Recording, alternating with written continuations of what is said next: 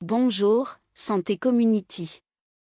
Voici la correction provisoire de la dernière partie de l'examen d'aptitude professionnelle 2025 spécialité santé mentale.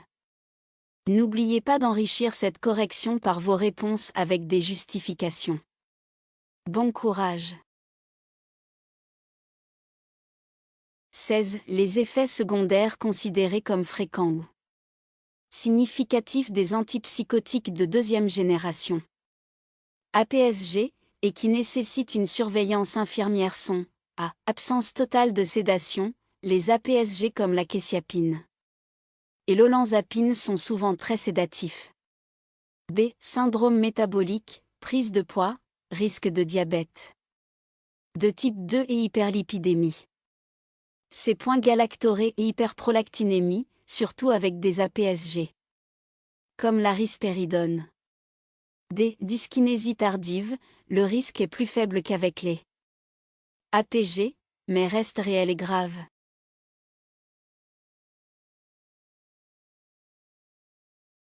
Réponse juste. B, C, D.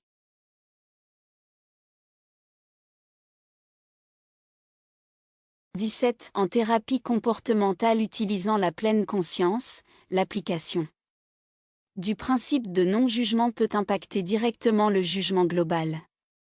L'estime de soi, du patient, qui est habituellement marquée par l'auto-dénigrement car, A. Le non-jugement encourage le patient à ignorer ses émotions de honte et de fierté, le rendant neutre face son propre comportement. B. Le non-jugement permet de remplacer directement la pensée négative par une affirmation positive, contribuant ainsi directement à la confiance en soi. C. Le non-jugement est un principe de passivité qui n'a pas d'influence directe sur l'estime de soi, car celle-ci dépend principalement du sentiment de compétence. D. Il permet au patient de prendre du recul sur ses pensées d'autocritique, il les dissocie de sa réalité intrinsèque, renforçant le pilier de la connaissance de soi et favorisant l'auto-acceptation.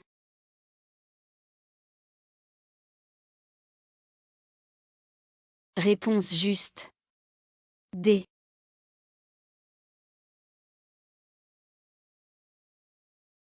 18. Un patient est en sevrage alcoolique. Il présente de la fièvre. 39 degrés Celsius, une agitation sévère des sueurs profuses rapporte voir des insectes sur le mur. La priorité infirmière immédiate est à réaliser un bilan sanguin et urinaire complet pour identifier une cause organique. B. Administrer un antipsychotique pour calmer les hallucinations.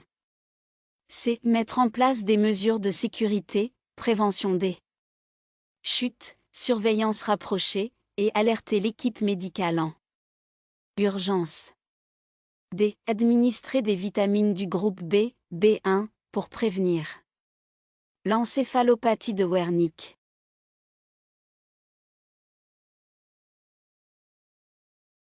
Réponse juste. C.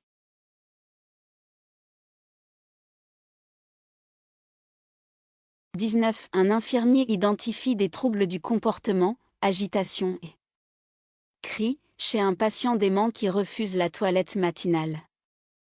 Il vous appelle pour suggérer une approche non médicamenteuse. Vous, A. Le mettez en contention physique douce pour qu'il ne puisse pas se blesser pendant la crise, puis lui administrer un anxiolytique PRN. B. Proposez de le laisser faire sa toilette seul en vous l'assistez. Seulement. C. Réaliser une évaluation complète des facteurs déclencheurs de l'agitation, environnement, douleur, besoins non satisfaits, sentiments de contrainte. D. Proposer de reporter la toilette plus tard, en la simplifiant, utiliser la distinction et changer d'environnement.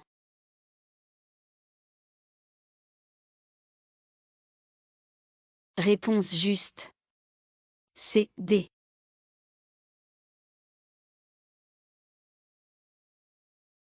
20. Un patient présentant un trouble de la personnalité, type limite Exprime fréquemment de l'autodévalorisation et évite toute tâche où la réussite n'est pas garantie, sabotant souvent ses progrès. Il fait preuve d'une forte dépendance de l'approbation du soignant. Le pilier de l'estime de soi principalement touché et l'approche infirmière la plus pertinente pour le renforcer est A. La confiance en soi. B. L'infirmier doit l'encourager à rédiger un journal intime détaillé pour identifier ses forces et ses faiblesses. C. Le sentiment de compétence. D. L'infirmier doit le guider vers des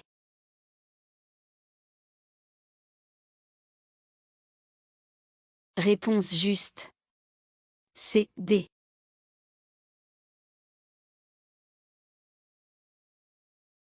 21. Dans le cadre de la prévention de la rechute chez un patient en fin de sevrage d'opioïdes, le principe de pleine conscience est utilisé de manière thérapeutique pour A. Renforcer le sentiment de compétence en forçant le patient à résister à ses envies par la seule volonté.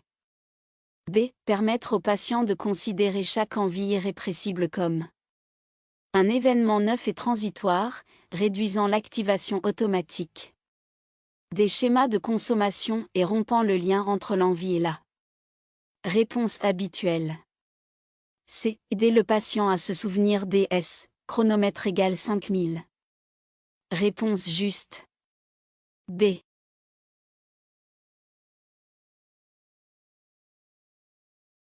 22. L'équipe médicale envisage un traitement antipsychotique pour un patient atteint de démence accorde le oui, DCL, qui développe des hallucinations visuelles récurrentes et une agitation. Le risque majeur que l'infirmier doit mettre en évidence est le médicament. Souvent privilégiés en dernier recours sont A. Risque majeur, oubli de la médication en raison des fluctuations cognitives. B. Médicament privilégié, le lévodopa-caridopa. C. Risque majeur, syndrome malin des neuroleptiques ou aggravation sévère des symptômes extrapyramidaux. Parkinsonien. D.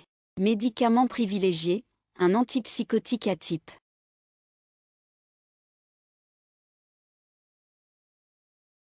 Réponse juste. C. D.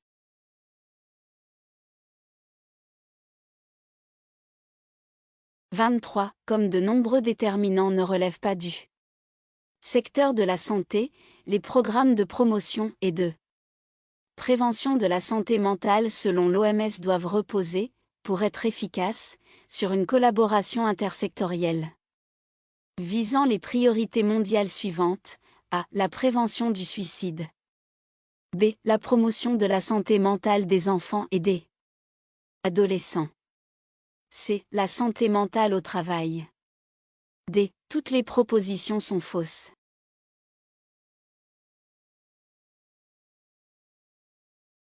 Réponse juste. A, B, C.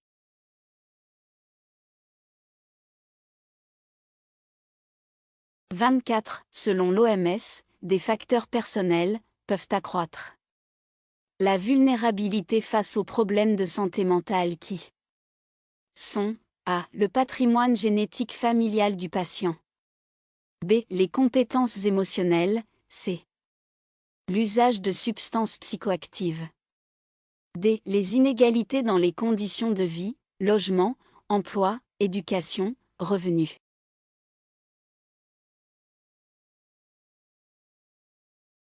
Réponse juste. A, B, C.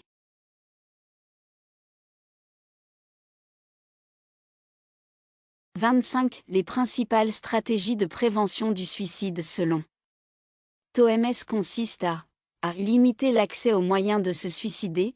B. Favoriser une couverture médiatique responsable. C. Promouvoir l'apprentissage socio-émotionnel chez les adolescentes et les adolescents. D. Interdire les pesticides très dangereux.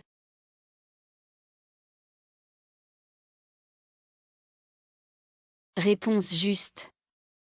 A, B, C, D.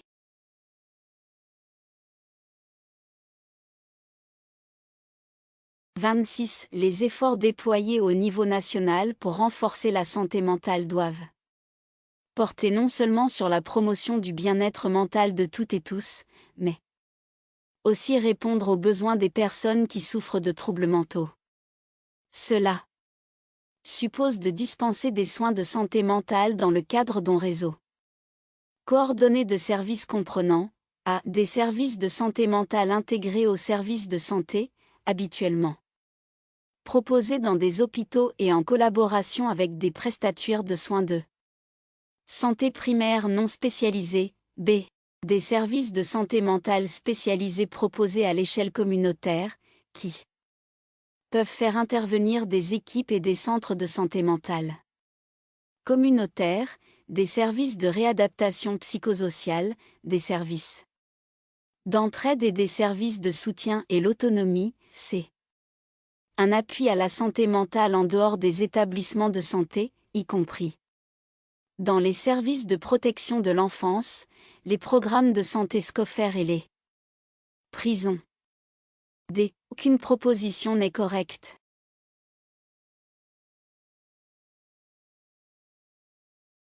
Réponse juste. A, B, C.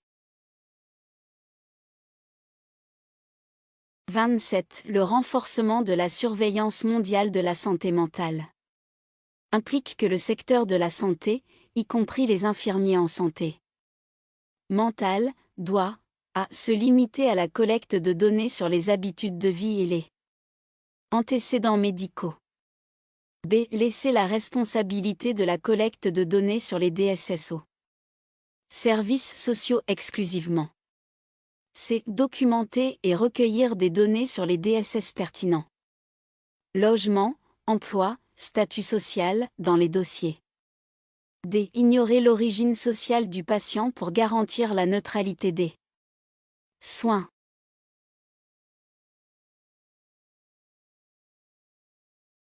Réponse juste. C.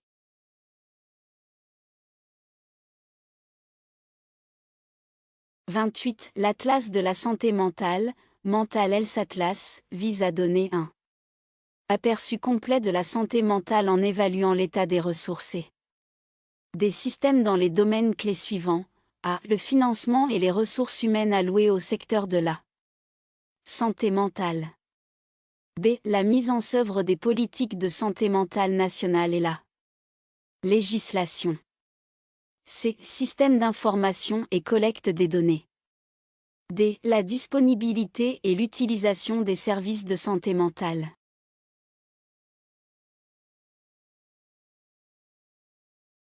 Réponse juste. A, B, C, D.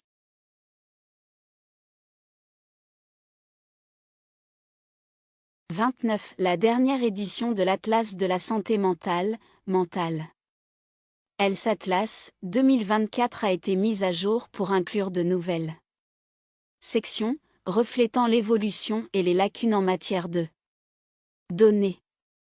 Ces nouvelles sections sont A. La télésanté mentale, Télémental Health, et les plateformes numériques de soins.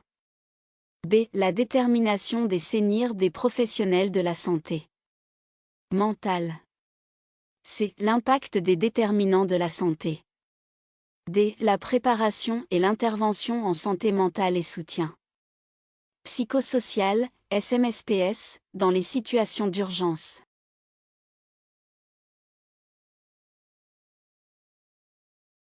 Réponse juste. A, D.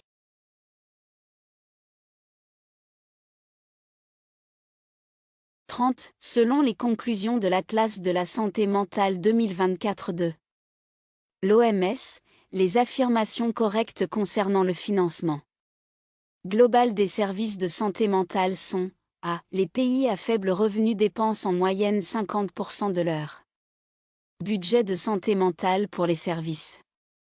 B. La santé mentale représente seulement 2% des budgets de santé totaux au niveau mondial, un chiffre inchangé depuis 2017.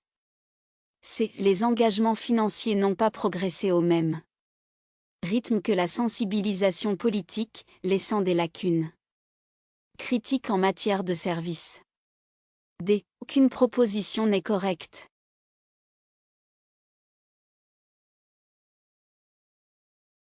Réponse juste. B. C.